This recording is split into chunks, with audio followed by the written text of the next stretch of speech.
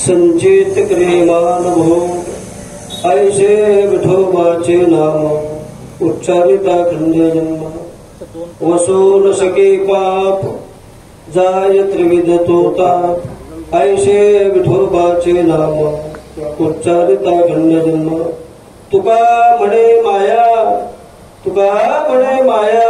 होय दासी लागे पाया ऐसे विठोबाचे नाम उच्चारिता खंड जन्म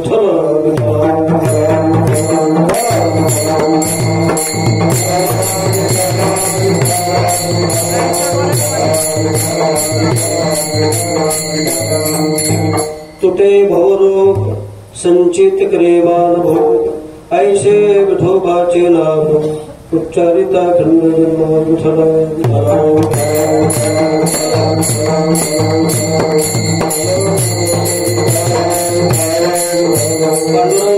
करू प्रथम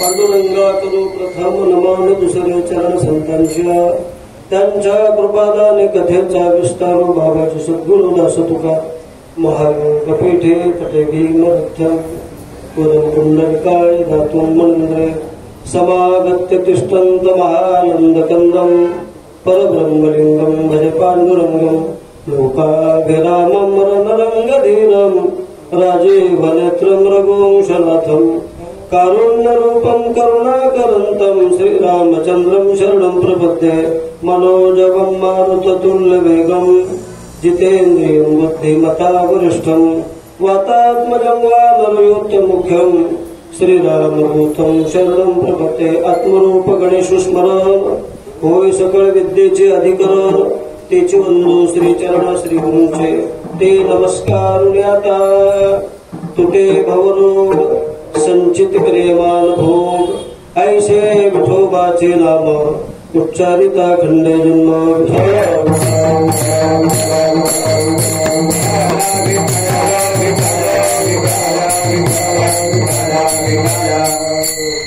प्रस्तुत कीर्तन रूपी सेवे करता आणि घेतलेला जो अभंग आहे संत श्रेष्ठ तुकाराम महाराज आणि महाराजांचा नामपर प्रकरणातील अभंग आहे आणि नामपर प्रकरणातील अभंग असो आणि नामाचं महत्व सांगणार असा 4 चरणाचा आणि उत्कृष्ट असा अभंग आहे विठ्ठल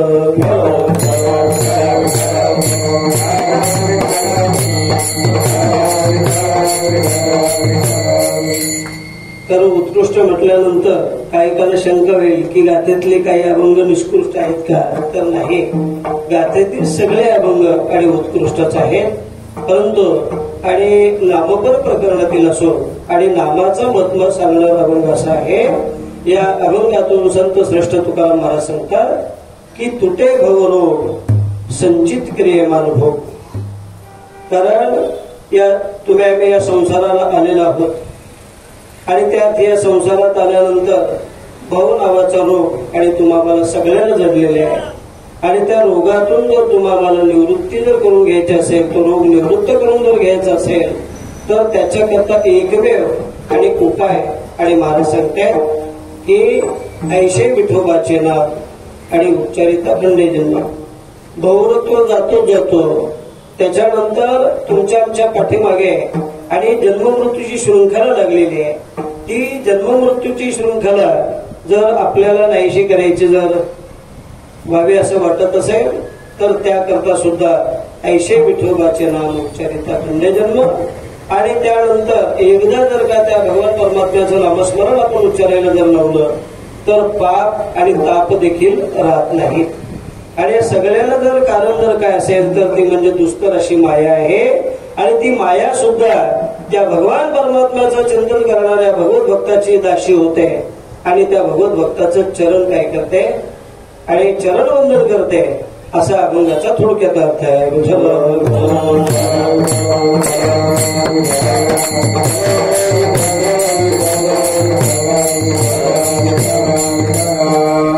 कीर्तनाला सुरुवात करण्याअगोदर 2 शब्दात पर्याय द्यायचं तो म्हणजे असा: जय हनुमान मंदिर वडवली कोळीवाडा.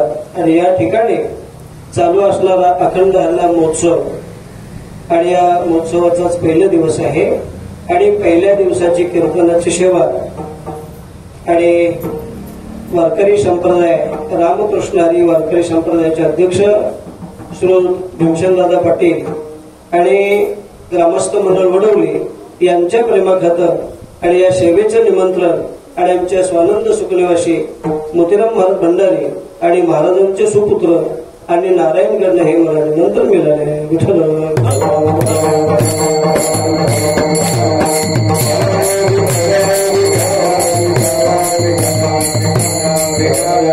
आणि या अखंड हरिनाम सप्ताहामध्ये की ज्यांचं आपल्याला वरदहस्त लाभलं असे थोर महात्मे, मग स्वानंद सुखनिवासी केशव महाराज कबीर, त्याचबरोबर स्वानंद सुखनिवासी साडकर बाबा आणि बाबांच्या नंतर आणि आपले स्वानंद सुखनिवासी बालारामदादा पाटील, सोमनाथ महाराज भंडारी असतील, आदी करून थोर आणि संत महात्म्यांच्या सहवासानं आणि आपला हात चालू असणारा परमार्थ.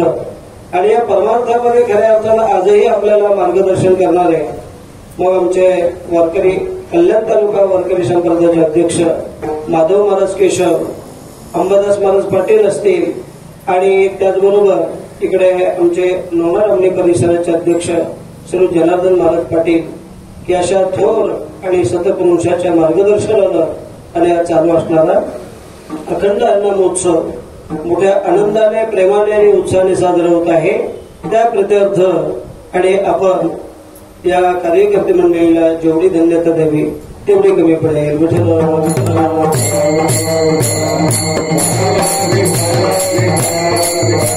कारण आज पहिला दिवस आहे आणि त्यातल्या त्यात की या कार्यक्रमामध्ये जे अनुसरून असणारी जी मंडळी आहे आणि त्यांच्याकडेच आणि कार्यक्रम असल्यामुळं मंडळींची थोडी उपस्थिती कमी आहे आणि ते कार्य सुद्धा महत्वाचे आहे. आताच आणि राजेंद्र दादांच्या घरी ज्या वेळेला बसलो त्यावेळेला हे सगळं कळालं की इकडे आपल्या निवृत्ती वाडेघर आणि त्याच्या सुद्धा मुलीचं साखरपुडा असल्या कारणानं काही मंडळी प्रेमाखातर त्याही कार्यक्रमामध्ये आहेत. आणि त्याचबरोबर या दिंडी सोहळ्याचं जिथं मुक्काम कुठे आवरले आणि तिथे सुद्धा त्या यजमानांच्या मुलाचं काही लग्न आहे, त्याच्यामुळे काही मंडळी तिकडे सुद्धा गेलेली आहे. म्हणून सर्व मंडळी विभागली गेलेली असल्या कारणानं जरी उपस्थिती कमी जरी असली तरी देखील परमार्थाला पोषक असणारी माणसं आहेत.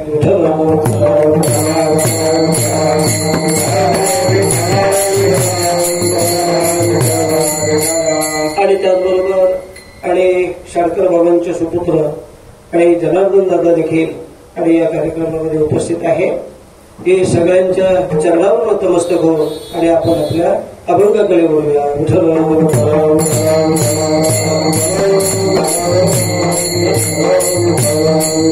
कारण आपल्याकडे वेळ मला वाटतं घड्याळाप्रमाणे पाऊण तास उरला असेल 8 सव्वा 8 झाले असतील.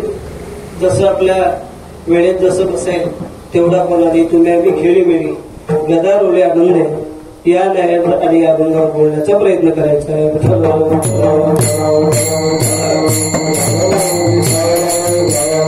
तर या अभंगामध्ये आणि तुकाराम महाराज संसाराचं रूप करतायत. कारण संत महात्म्याने या संसाराला अनेक ठिकाणी अनेक वेगवेगळी नावं दिलेली आहेत. काही या संसाराला सर्प देखील म्हटलेलं आहे, काही ठिकाणी वृक्ष म्हटलेले आहे, काही ठिकाणी माया म्हटलेले आहे. विठ्ठल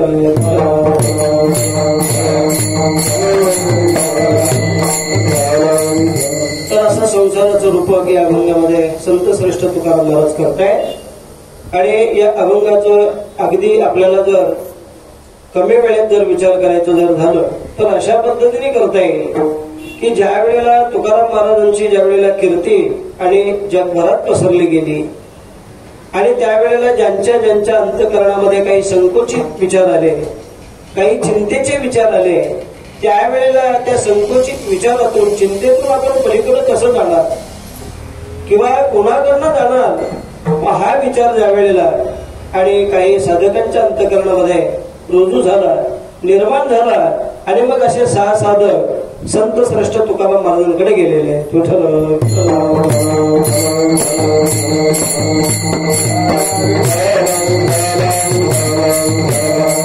त्यापैकी आणि पहिला साधक आहे की म्हटलं महाराज मी या भवरोगामध्ये आणि सापडलेले, मला भवरोग झालेला आहे.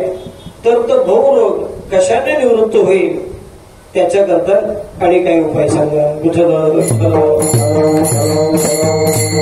आणि दुसरा जो साधक आहे तर तो संचित आणि या कर्मामध्ये अडकलेला आहे, प्रारब्ध कर्मामध्ये अडकलेला आहे आणि तोही महाराजांकडे गेलेला आहे आणि महाराजांना सांगतो आहे की मी या संचित कर्मामध्ये अडकलेलो आहे, तर याच्यातून मला पलीकडं जाण्याकरता काय उपाय सांगा.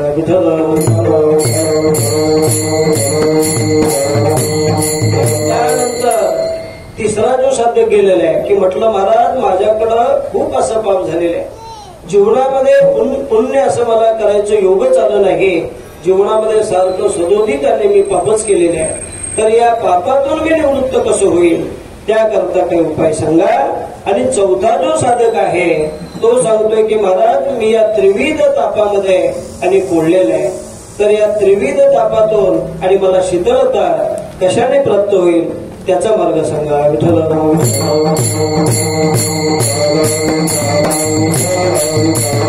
आणि या सगळ्याला जर मूलभूत जर कारण कोण असेल तर ती म्हणजे माया. आणि 6वा जो साधक आहे तो सांगतोय की मी या मायामध्ये, माया नदीमध्ये आणि पडलेला आहे, तर ही नदी मला उल्लंघन आणि कशाने करता येईल त्याकरता मला मार्गदर्शन सांगा.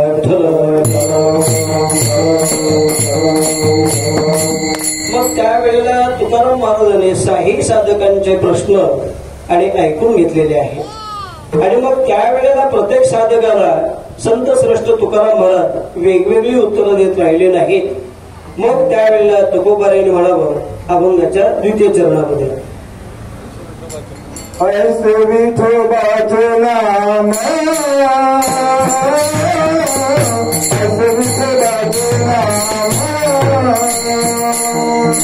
ऐसे विठोबाचे नाम,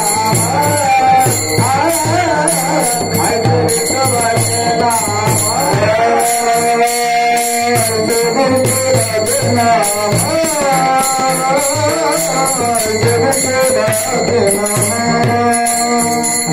ऐसे विठोबाचे नाम,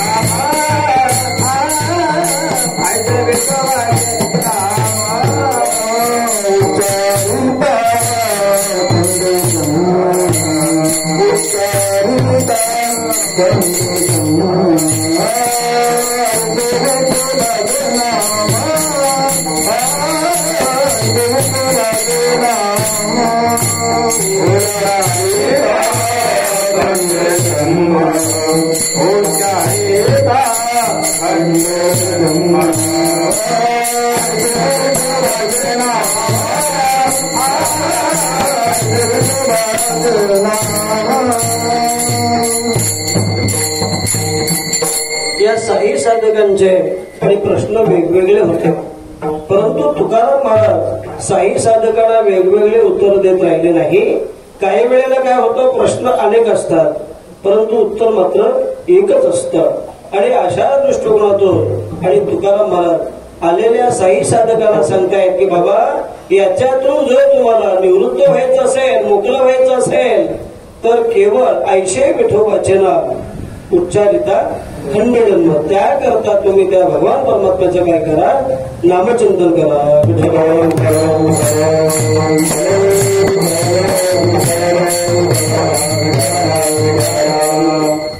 कारण उदाहरणाविषयी जर सांगायचं झालं तर की सहजगत्या एका पाटलाकडे सुद्धा आणि अशी माणसं काही घराने घेऊन गेलेली.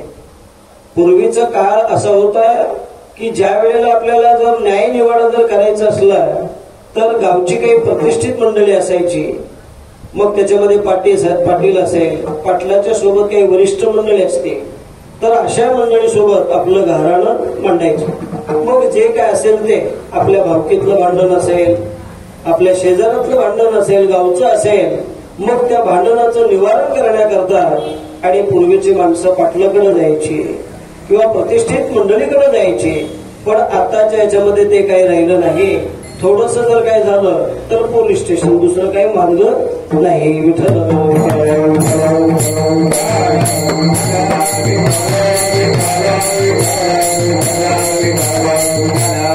मग पोलीस स्टेशनला न जाता आजही आपल्याला त्या दृष्टिकोनातून आपलं निवारण करता येत नाही असं नाही. कारण तिथे सुद्धा गेल्यानंतर अद्याप आपलं कधी जाणं झालं नाही, ते होऊ नये हीच परमात्म्याला फक्त आपण प्रार्थना करतो. परंतु जी गेलेली आहेत त्यांच्याकडनं आपण ऐकलेले आहे का तिथं गेल्यानंतर काय म्हणतात, पदरचे पैसे आणि इतक्या खटाटोपी, शेवटी निवारण आपल्याकडूनच करून घेत आहेत. हे त्यांचे शब्द आहेत बरं का, जे गेलेले आहेत त्यांचे. मग आज सुद्धा तिथं न जाता इथं सुद्धा आपल्याला तो निवाडा करता येतो. विठ्ठल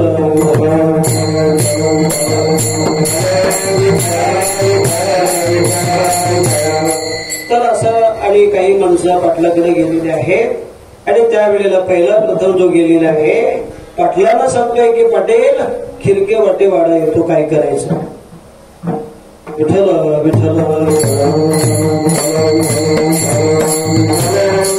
आणि त्यानंतर आणि दुसरा जो गेलेला आहे म्हटलं, पाटील मंडळी कर्कशा निघाली, काय करायचं सांगा. त्याच्यानंतर तिसरा जो गेलेला आहे की म्हटलं माझी गुन्ही फाटलेली आहे, काय करायचं. आणि चौथा जो गेलेला आहे तो सांगतो माझी मूठ फाटलेली आहे, काय करायचं सांगा. आणि पाचवा जो गेलेला आहे की म्हटलं विठ्ठल विठ्ठल.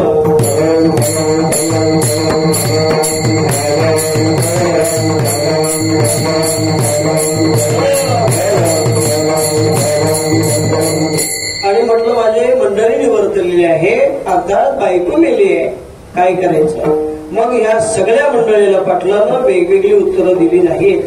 म्हटलं ठीक आहे, तर तुम्ही काय करा, पाठ लावा. पहिल्याला सांगितलं खिडकी वाटे वारा येतो ना, घरात पाठ असेल आडवं आपलं लावून घे, वारा येणं थांबे. त्याच्यानंतर दुसऱ्याला सांगितलं बायको म्हटलं कर्कशा निघाली, आता तशीच पाठ लावायची, लक्ष घालायचं नाही, तशीच वागवायची. आणि त्यानंतर तिसऱ्याने सांगितलं की म्हटलं माझी गोणी फाटलेली आहे, मग तो गोणपाट घ्यायचा आणि तिला लावायचा. त्याच्यानंतर चौथ्याने सांगितलं की माझी मूठ फाटलेली आहे, मग त्याला सुद्धा तो काय कर, मूठ फाटलाव, म्हणजे जिथं जी काही फाटली असेल ना तिथे शिवून काढ. आणि बायको गेली तर मग सोपं उपाय की तू पाठलाव. म्हणजे प्रश्न अनेक आहेत परंतु उत्तर मात्र पाटलांनी एकच दिलेले आहे. तर आता मूठ वगैरे जर पाहिली तर आजच्या मंडळीला कळणार नाही मूठ म्हणजे काय. कारण हे आम्ही पाहिलेलं आहे, आमच्या नंतरच्या मंडळीने पाहिलं नाही की ज्या वेळेला मळा वगैरे करायचा असतो भाजीपाला, त्यावेळेला शेतामध्ये विहीर असते आणि विहिरीतून पाणी काढण्याकरता साधने मोठ्याचं अवलंबन केलेलं असतं. मग ती चांबड्याची मूठ आहे, बैल पुढे हाकलायची, त्यावेळेला खाली गेलेली मूठ पुन्हा वर येणार, पुन्हा पाणी झाली की पाटाला पाणी जाणार, पुन्हा बैल मागे मागे घ्यायची, पुन्हा मूठ आपली विहिरीत जाणार. तर हा पूर्वीचा काळ आहे. आताच्या मुलांना ते काय माहिती पडणार नाही. विठ्ठल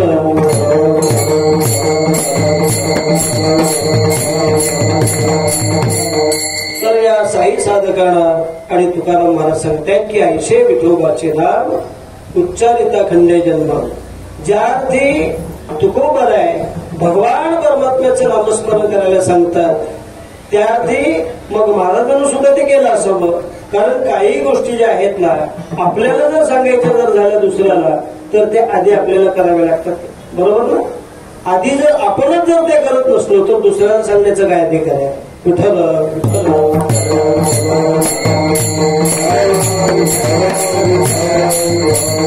आणि जी काय आपण साधनं करतो त्या साधनेवर आधी आपला विश्वास असला पाहिजे. आणि आपला जर त्या साधनेवर विश्वास नसेल तर दुसऱ्याला सांगून त्याचा काय फायदा होईल का. होणार नाही. तर असं भगवान परमात्म्याचं नामस्मरण आणि तुकोबाई करत असताना आणि त्या नामस्मरणावर किती मोठा विश्वास. विश्वासी तो करी स्वामीवरी सत्ता सकळ भोगिता होण्याचे. कारण परमार्थ म्हणा किंवा संसार म्हणा विश्वासाशिवाय होत नाही.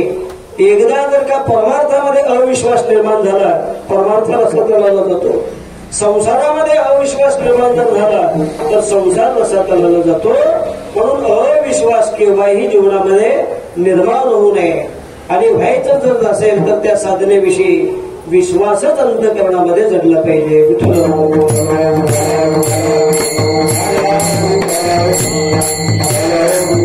कारण तुकोबाराय तसं जगाला सांगत नाही.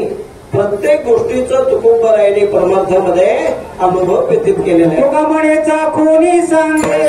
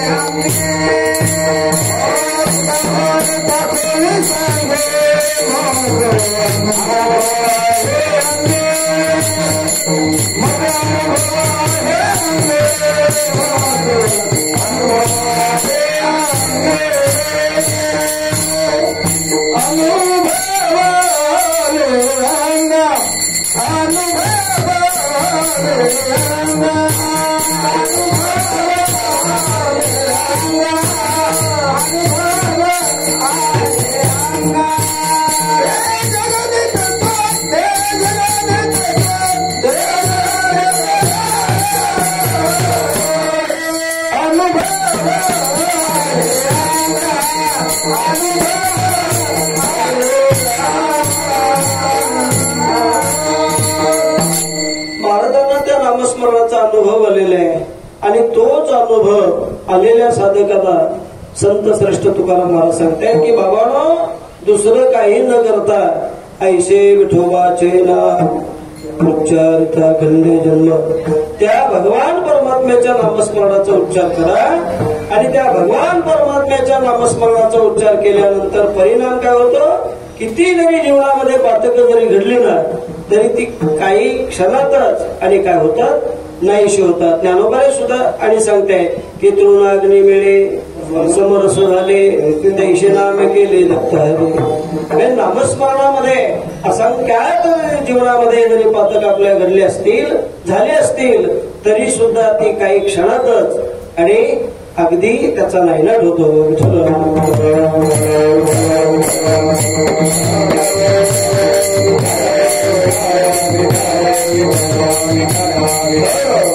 तर या अभंगामध्ये काही थोड्या शंका आहेत. तर पहिली शंका अशी आहे की या भवरोगाचा आणि या संसाराचा कार्यकारण संबंध काय आहे तो अगदी आपण भावार्थानंतर आणि पाहायचा आहे. तर याच्यामध्ये हे 5 साधक जे गेलेले आहेत तर त्यांचा आपण जर क्रमाशः जर विचार करायचा जर झालं तर आणि दुसरा म्हणतोय की मी आणि प्रारब्ध कर्मामध्ये आणि अडकलेला आहे कर्मामध्ये पोळलेला आहे. तर याच्यातून पार पडण्याकरता उपाय सांगा. तर कर्म हे अतिशय दुस्तर आहे बरं का. कर्म कोणाला चुकवता आलं नाही की अखिल कोट ब्रह्मांड चालक भगवान प्रभू रामचंद्राचं सुद्धा कर्म असं बलवत्तर बनलं होतं की त्या कर्माला सुद्धा प्रभू रामचंद्राला सुद्धा सामोरं जावं लागलेलं आहे. त्याच्यानंतर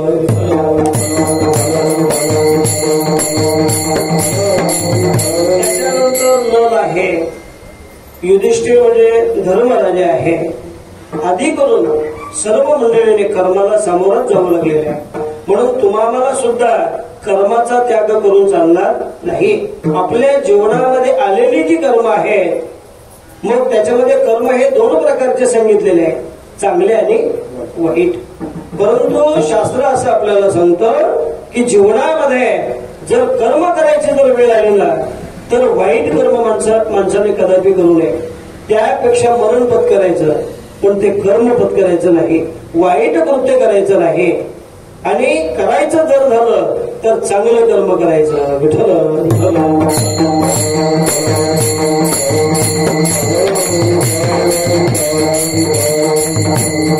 आणि मग ज्या वेळेला आणि राजा दशरथाचं कर्म इतकं हे बलवत्तर बनलं की प्रभू रामचंद्राचे वडील राजा दशरथ की सर्व आणि गुणसंपन्न राजा होता, कोणत्याही प्रकारची उणीव नव्हती.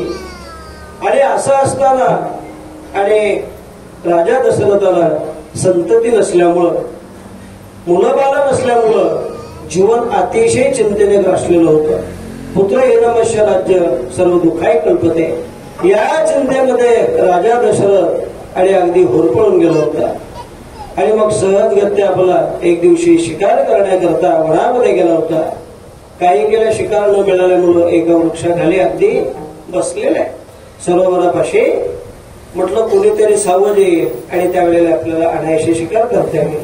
आणि त्याच वनात आणि आपला श्रावण बाल आपल्या आई वडिलांना काशी यात्रेला घेऊन चालला होता. आणि उन्हाचे दिवस असल्यामुळे तहान लागले. एका वृक्षापाशी आई वडिलांना ठेवले गेले आणि सांगितलं श्रावणा पाणी देऊडा. आणि मग लागलीच त्या आणि सरोवरामध्ये आणि श्रावण बाळ गेलेले आणि त्या सरोवरामध्ये ती जी झाडी कमंडळ आपला बुडवला, बुडबुड असा आवाज आला. आणि त्यामुळे इकडं राजा दशरथाला असं वाटलं की पाणी पिण्याकरता कोणीतरी सावध झालेले. त्या आवाजाच्या दिशेने बाण सोडला आणि बाण श्रावणाच्या अगदी हृदयाला लागला. आणि लागल्याबरोबर आई ग अशी ज्या वेळेला किंकारी ऐकायला आल्याबरोबर राजा दशरथाला कळालं की प्राणी नसून आणि मानवाची हत्या आपल्याकडनं घडलेली आहे. राजा ताबडतोब गेलेला आहे, पाहिलं श्रावणाला, उचललं वगैरे. परंतु श्रावणाने सांगितलं की राजा, आणि तुमचा जो बाण आहे तो माझ्या वर्मी लागलेला आहे, मी काय आता वाचू शकत नाही. परंतु माझे आणि आई वडील आणि त्या झाडापाशी आहेत, त्यांना तेवढं पाणी घेऊन जा. राजा सुद्धा भयभीत झाला की पाणी घेऊन जावं तर श्रावणाचे आई वडील शाप दिल्याशिवाय राहणार नाही. आणि न जावं तर इथं एक आणि प्रश्न उद्भवलेला आहे, एकाचा मृत्यू माझ्याकडनं झालेला आहे आणि न पाणी पाजावं तर दुसरी दोन आणि हत्येचं पातक आपल्याला लागेल. तर त्याच्यामुळं काही का होईना पाणी आपण घेऊन गेलो पाहिजे. चाहूल न लागता राजा अगदी हळू पावलानं गेलेले आहे आणि बराच वेळ झाला बोलत नाहीत. मग त्यावेळेला आई वडील सांगतात की श्रावणा, तुला त्रास झालाय का? उंबराला तू आणि पाणी आणण्याकरता गेलेला आहेस, जोपर्यंत तू बोलत नाहीस तोपर्यंत आम्ही पाणी काही पिणार नाही. विठ्ठल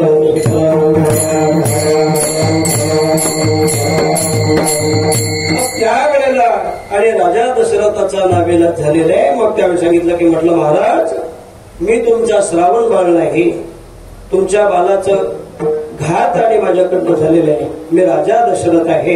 एवढा ऐकल्याबरोबर आणि श्रावणाच्या आईवडिलांनी अंगभूमीवर टाकलं, गडबडा बोलायला लागले, आक्रोश करायला लागले, श्रावणा श्रावणा श्रावणा असं ज्या वेळेला टाऊ फोडायला लागले.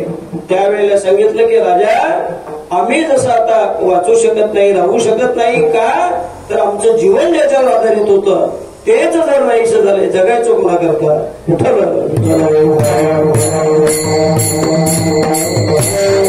आता म्हटलं आम्ही श्रावण करता आणि आमचा प्राण त्याग करणार आहोत, तसंच आणि तुला सुद्धा पुत्र शोकावं आणि मरावं लागेल. विठ्ठल विठ्ठल. तर हे सुद्धा श्रावण आपलं हे सुद्धा आणि राजा दशरथाचं काय झालं होतं, कर्म बनलं होतं. विठ्ठल.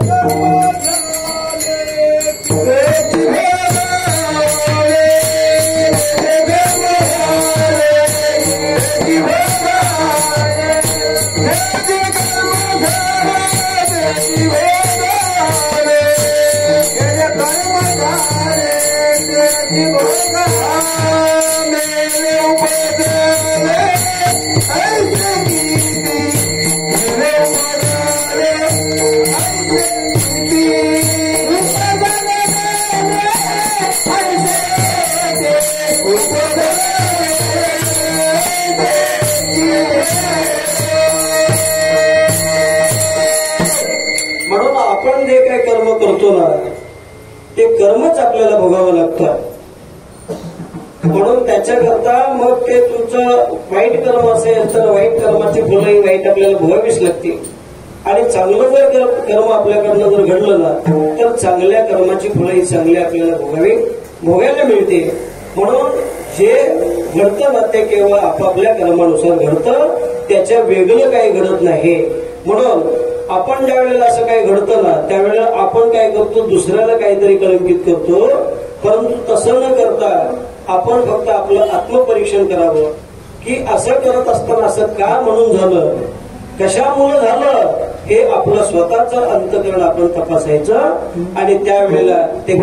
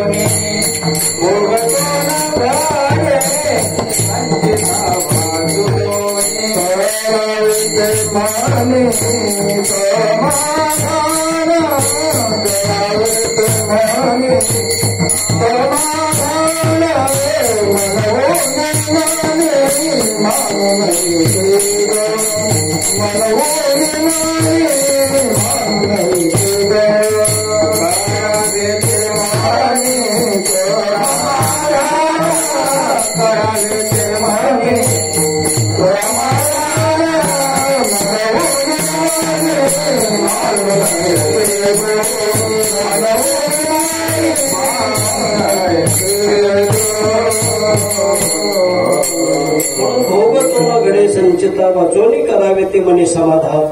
जे जे काय भोग आपल्या संचितात तयार झालेले आहेत ते आपल्याला भोगल्याशिवाय गत्यंतर नाही.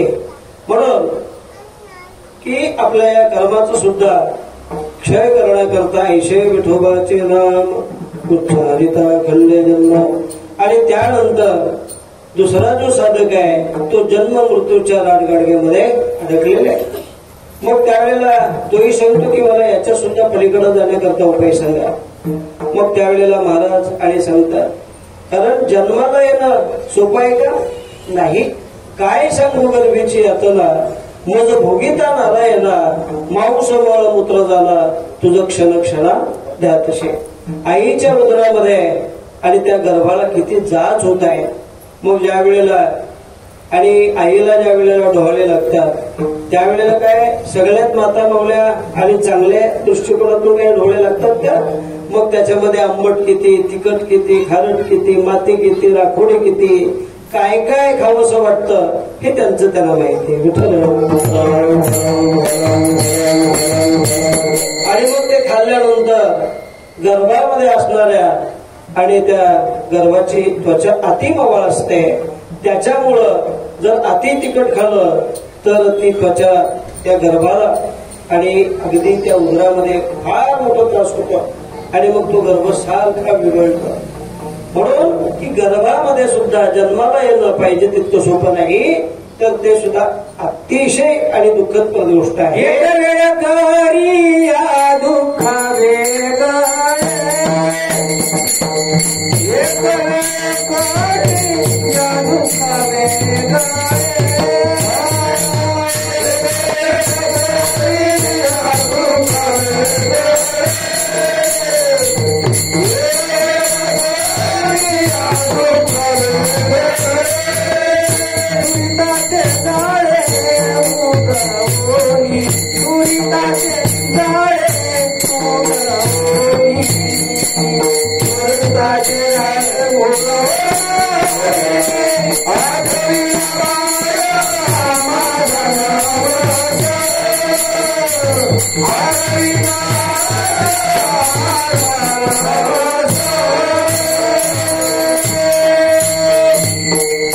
आणि मग त्यावेळेला आतला जो गर्भ आहे, जीव जो आहे, तो भगवान परमात्म्याला प्रार्थना करतो, विनंती करतो, याचना करतो की एक वेळ करी या दुःखा वेगळे दुरीचाचे झाले उगविले. आठवी न पाय हा माझा नवस रात्र आणि दिवस पांडुरंगा, एकदा जर का तुम्हाला या उदरा बाहेर काढलं तर क्षण देखील मी व्हायला जाऊ देणार नाही. सतत तुझं गुणानुवाद गाईल. तसं घडतं का? नाही घडत. इथं बाहेर आल्यानंतर सांगतं केव्हा केव्हा केव्हा. मग आपण त्यावेळेला ते मूळ रडतं, त्यावेळेला आपण निरीक्षण करायचंय. कुठं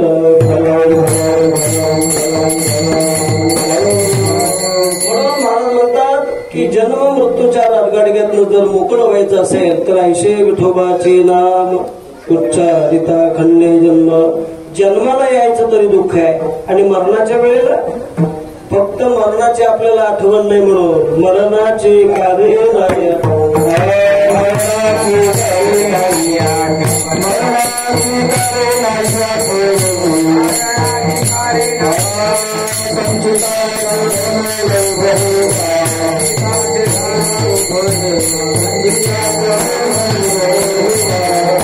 महाराज म्हणतात मरणाची आपल्याला आठवण नाही. का नाही? बँक बॅलन्स आहे, सगळं साठवलेलं आहे. म्हणून माणसाला वाटतं की न मरणे निर्विवाद जगापडे, की मी मरणारच नाही. अरे बाबा, जन्म आपल्याला मिळालेला आहे, त्याच्या पाठी मृत्यू ठरलेला आहे. म्हणून किमान माणसानं मरणाची तरी आठवण दररोजच केली पाहिजे. त्यावेळेला आपलं जीवन सुधारल्याशिवाय राहणार नाही.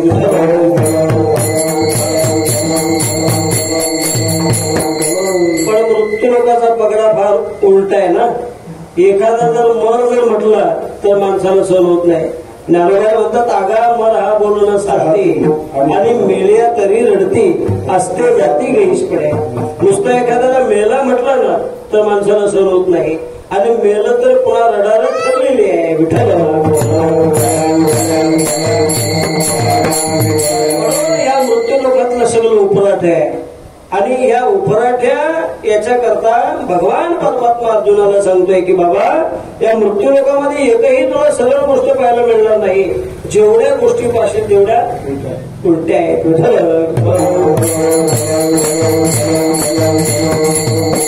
म्हणून त्याच्याकरता अर्जुनाला उपदेश करता वेळी भगवान परमात्मा सांगतो तरी झडझडून ये भक्तीचे वाटेला जिया पावशी अव्यंग माझे. तुला जर या मृत्यू लोकांमध्ये जर काय करायचं असेल तर माझी भक्ती, माझं नामस्मरण याच्या व्यतिरिक्त दुसरं जर काही करत राहिला तर इथं अडकल्याशिवाय राहणार नाही. विठ्ठल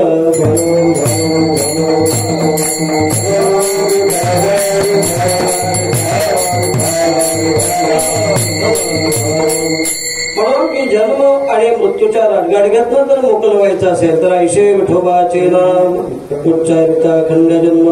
आणि तिसरा साधक जो गेलेला आहे की माझ्याकडं खूप आणि असं पाप झाले, तर या पापातून निवृत्त होण्याकरता काही साधन सांगा.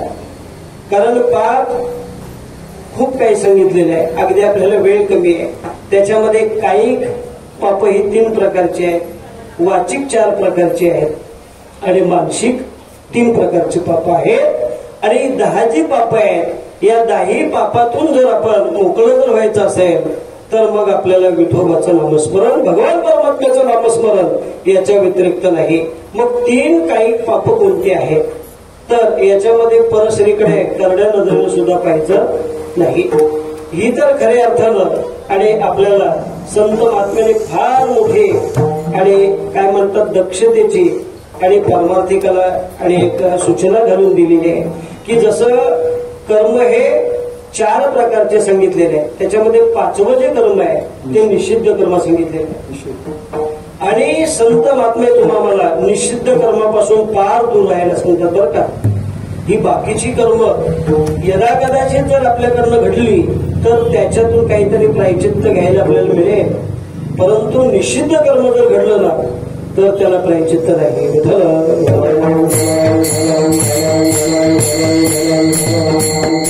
म्हणून याच्यामध्ये पहिलं की परसरीकडे करण्यामध्ये सुद्धा पाहायचं नाही. आणि त्याचबरोबर आपल्याला जर काही कोणाकडनं घ्यायचं असेल तर त्याचं काहीतरी दिलं पाहिजे. न देता काही गोष्टी आपण घेतो त्याला शास्त्र मान्यता नाही. म्हणून या ध्यान जरी कोणाकडनं घ्यायचं जरी झालं ना त्याचं काहीतरी मोबदला आपण दिलं पाहिजे. कारण आपले खूप काही पुराणामध्ये आणि कथा भाग आहे की ज्या वेळेला स्वर्गवृत्त ग्रंथामध्ये सुद्धा की पांडव ज्या वेळेला वनातून चाललेले असताना अगदी काय म्हणतात तृषेने जीवन त्यांचं व्याकुळ झालं. राजा धर्माचं पाणी कुठे मिळेल का म्हणून पाणी सुद्धा नाही. मग त्यावेळेला काय म्हणतात फळाची बाग लागलेली आहे आणि फळं सुद्धा खूप आलेली आहे. परंतु रक्षक मात्र कोणी नाही. आणि गेले आणि 5-7 फळं आपली तोडलेली आहेत ती सुद्धा तशी नाही. त्याच्या मोबदल्यात आणि काही पैसे ठेवलेले मालक आल्यानंतर हे पुढचा भाग आहे. कलीच होती ती पैशाचं काही घेणं देणं नाही. लागलेच आणि बोंब फुटावले आणि पाठलाग करत करत गेले की बाबा यांनी मुलं वगैरे मारली. होतं का तसं? नव्हतं. म्हणून शास्त्राचा आपल्याला दंडक आहे. कोणाकडनं जरी काही घ्यायचं झालं तर त्याचा मोबदला दिल्याशिवाय घेऊ नये. फुकट मिळतं म्हणून घ्यायचं ते चुकीचं आहे.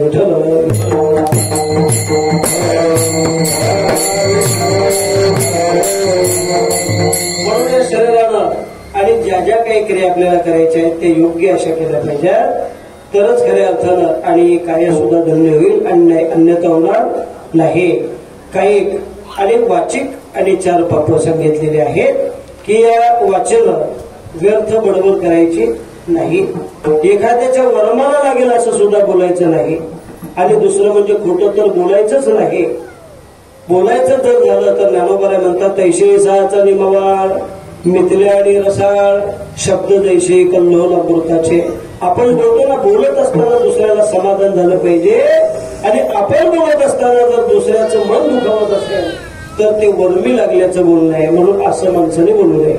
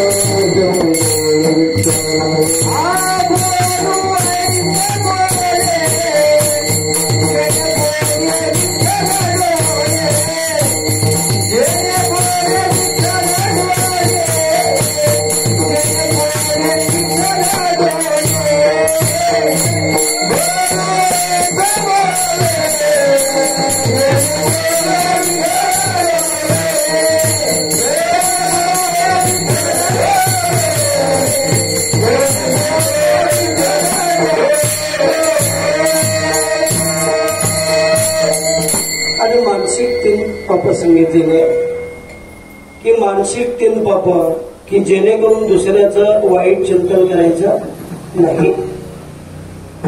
विठ्ठल विठ्ठल.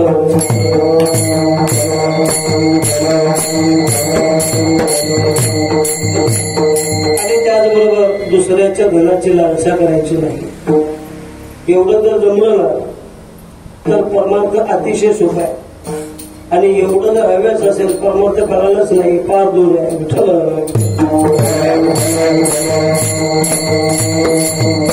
आता सध्या कलियुगामध्ये काय झालं आपलं ते आपलं आणि दुसऱ्याचं तेही आपलं. म्हणून अशी भूमिका असेल तर कुठपर्यंत आपलं जीवन आहे नाही. आपलं जे आहे ते आपलं. पूर्वीची माणसं पहा वरवडलांकडे पहा अशी म्हण होती की पोटात गेलं ते आपलं हातात असलं ते दुसऱ्याची. काय भावना असेल हे जर जमलं ना तर परमार्थ अति जवळ आहे. परंतु ह्याच गोष्टी तुम्हाला कळत नाही किंवा ते आपण जोपासत नाही. विठ्ठल.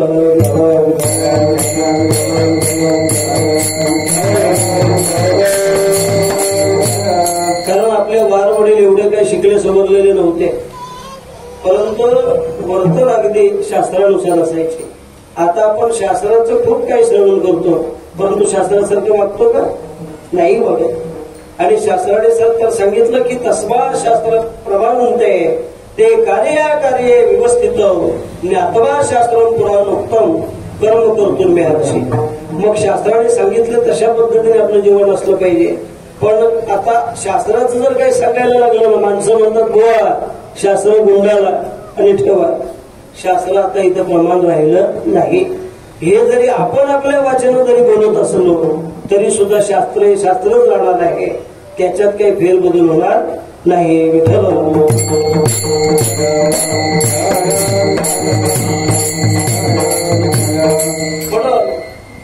आणि त्याही साधकाला महाराज म्हणतात ऐशे विठोबाचे नाम उच्चारता खंडे जन्म. आणि चौथा जो आहे की या त्रिविध तापामध्ये आणि तो पोळलेला आहे. मग त्रिविध ताप आधिभौतिक, आध्यात्मिक आणि अधिदैविक असे 3 प्रकारच्या तापाने त्रस्त झालेले आहे. मग त्यालाही महाराज म्हणतात की बाकीचं काही न करता ऐशे विठोबाचे नाम उच्चारिता खंडे. आणि त्यानंतर शेवटचा जो साधक आहे तो म्हणतो या सगळ्याला जी कारणी जी आहे, कारण जे आहे ते म्हणजे माया आहे. आणि या माया नदीमध्येच आणि मी नेमका अडकलेले आहे. तरी नदी उल्लंघन करण्याकरता, तरुण जाण्याकरता मी काय केलं पाहिजे तर असं. आणि या शेवटच्या साधकाला आणि तुकाराम महाराज म्हणतात की त्याला सुद्धा सांगतात की बाबा रे का ऐशे विठोबाचे नाम उच्चारिता खंड जन्म.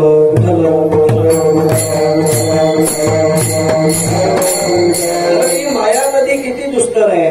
दैवी देशा गुणमयी मम माया दुरतया मामे वये प्रबदंते माया वेतांतर तुदिते. कारण ही माया नदी इतकी दुस्तर आहे की जर माया नदी ओलांडून जर जायचं असेल तर ज्ञानोबारांनी खूप उभे त्याच्यावर खर्च केलेले आहेत की ज्या वेळेला मुंगीला मेरू पर्वत ओलांडता येईल त्यावेळेला आणि माया नदी उल्लंघन करता येईल. खूप याच्यामध्ये विवेचन केलेले आहे. परंतु ह्या गोष्टी काही आणि शक्य होत नाहीत तोपर्यंत तुम्हाला माया नदी काही करता येत नाही. आणि माया नदी जर तरुण जायचं जर असेल तर एकच त्या भगवान परमात्म्याचं अनन्य भावाने आपण दास्यत्व केलं पाहिजे, त्याचं नामचिंतन केलं पाहिजे. आणि असं केल्यानंतर मग मात्र असणारी दुस्तर जी माया आहे ती आणि त्या भगवत भक्ताची दाशी होते. अभंगाचं शेवट म्हणे माया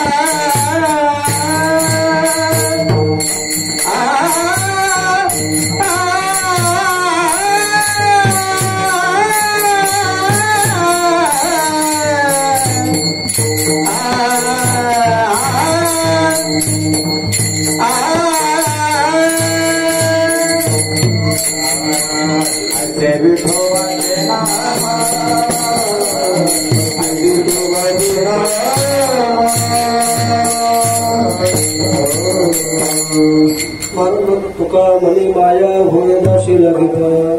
ही माया नदी अतिशय दुस्तर आहे उल्लंघन करण्याकरता. कारण ज्याने आणि आपल्या प्रयत्नानं ही माया नदी उल्लंघन करण्याचा प्रयत्न केला, जी जी काय उपाय केली ती सगळी अपाय ठरली गेलेली आहे.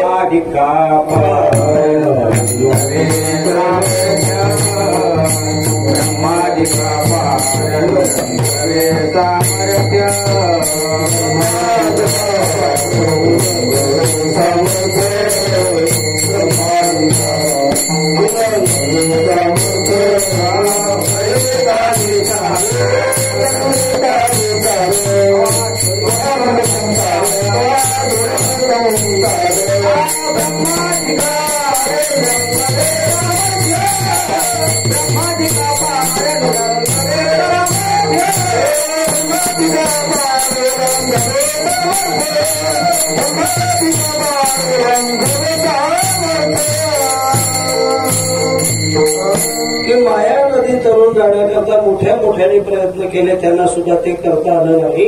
करीता विचार तो हा तुझा संसार ब्रह्मादिका पार उल्लंघव्य सामर्थ्य. तर तुम्हा मला ती उल्लंघन कशी करता येईल, तर ती करता येईल त्याच्याकरता एकच लीला तरले, जे सर्व व्हावे मत भजले दयाचे आईलीच ठरले माया जागा. म्हणून त्याच्याकरता भगवान परमात्म्याचं गुणानुवाद गायचं आणि त्या भगवान परमात्म्याच्या गुणानुवादानच आणि ही माया नदी तरता येणार. आणि वेळेअभावी अभंगाचा भावार्थ गुणार्थ झाला असं समजायचं आणि एक वेळ त्या बरोबरचं भजन करायचं.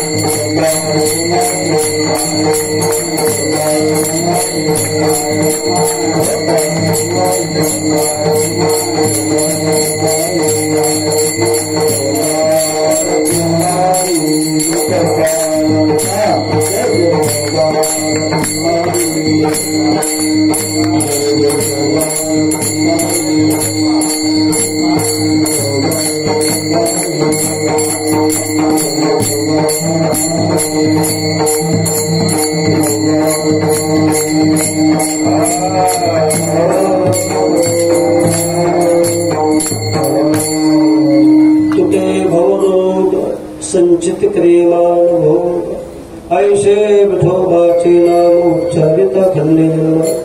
अगदी 5 मिनिट आपल्याकडे शिल्लक आहे. 5 मिनिटांमध्ये आणि सगळ्याला समारोपण करणार आहोत. तर याच्यामध्ये पहिली शंका आपली अशी होती की रोगाचा आणि या संसाराचा कार्यकारण संबंध काय आहे. तर की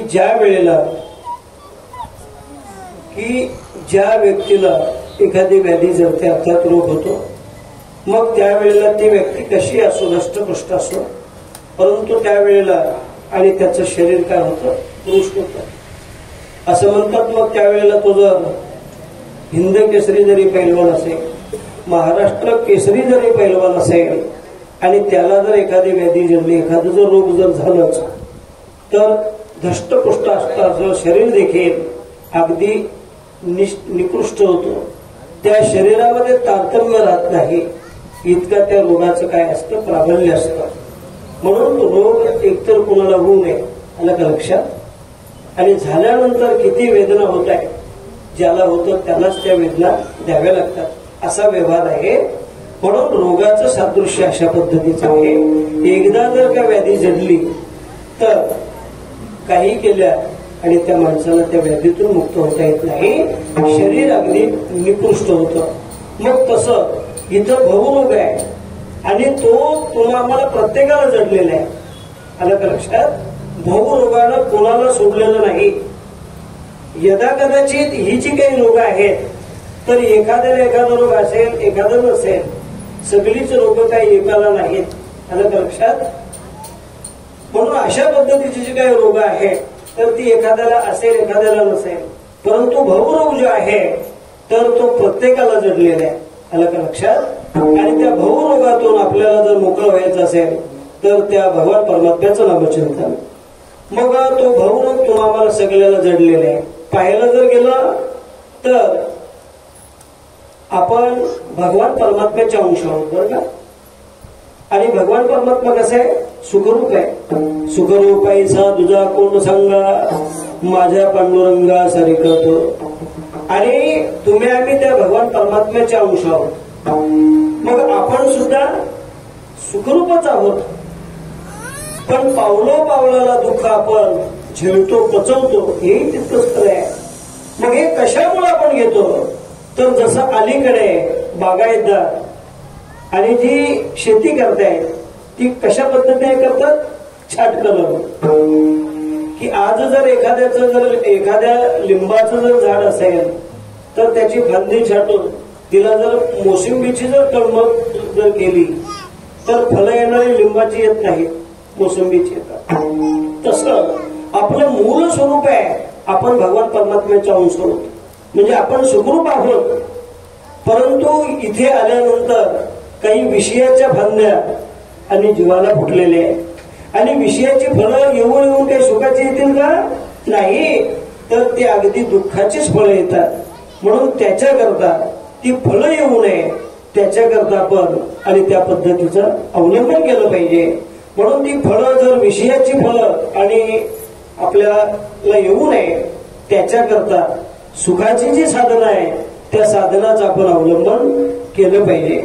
म्हणून की या मायारूपी साधकाला सुद्धा किंवा भवरोगाचं आणि या रोगाचं सादृश्य आणि वर्णन करत असताना आणि त्यांनी सांगितलं की म्हटलं त्याला कारण आहे की जेणेकरून जीव सुखात असताना सुद्धा पावलाला आणि दुःखाचे प्रसंग झेलतो आहे. याचं कारण आहे की तो विषयामध्ये गर्क झालेला आहे. म्हणून जीवाला विषयामध्ये गर्क होऊन चालणार नाही. विषय सुद्धा पाच सांगितलेले शब्द, स्पर्श, रूप, रस आणि गंध, आणि हे एका विषयामध्ये एकाचा घात झालेला आहे. आणि पाचही गुण आणि तुम्हाला मानवाकडे आहे तर मानवाचं काय. म्हणून त्याच्याकरता की जेणेकरून तुटे भवरोग संचित क्रियमान हो, ऐशे विठोबाचे नाव उच्चारिता खंडे जन्म. म्हणून रोगाचं आणि या संसाराचं तारतम्य हे सांगितलेलं आहे की एकदा जर कोणताही जरी रोग जर जडला तर त्याला औषधपाणी करावं लागतं, बरोबर. सामान्य जर तुम्हाला रोगराई जडली तर डॉक्टरांकडे जावं लागतं आणि डॉक्टर औषधं देत आहे, त्याबरोबर काहीतरी पथ्य सुद्धा सांगतात. मग तसं आणि इथे जर तुम्हाला भवरोग झालेला आहे, मग भवरोगाचं निवारण करणारे डॉक्टर कोण आहे तर ते म्हणजे संत महात्मे आहेत. आणि संत महात्मे तुम्हाला त्या भवरोगावर औषध देत आहेत. ब्रह्मरस घेई काढा,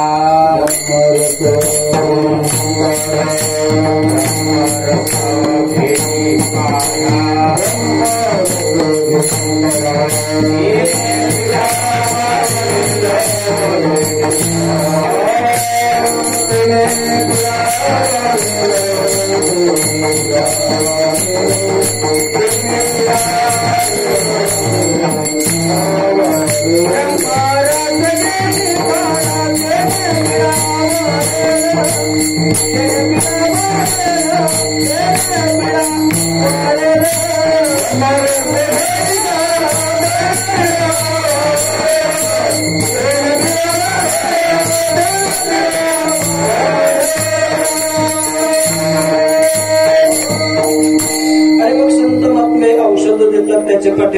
ग्रंथी सुद्धा सांगतात की पथ्य नाम विठोबाचे अनेक वाचन नसेवी. आणि ज्या संत महात्म्यांच्या कृपाशील वदन आपल्याला ज्ञात झालं त्यांचे एक वेळ भजन करायचं.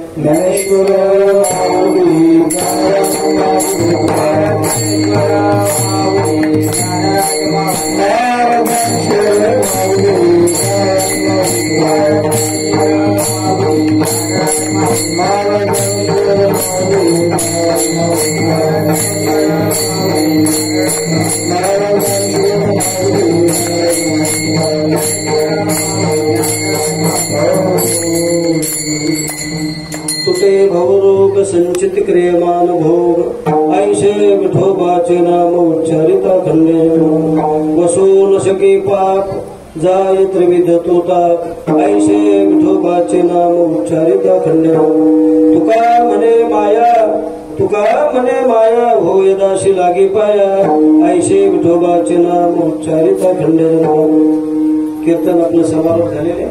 बोलण्याच्या ओघामध्ये जर काही अभद्र शब्द गेला असेल तर तो माझ्या वाणीचा दोष आहे.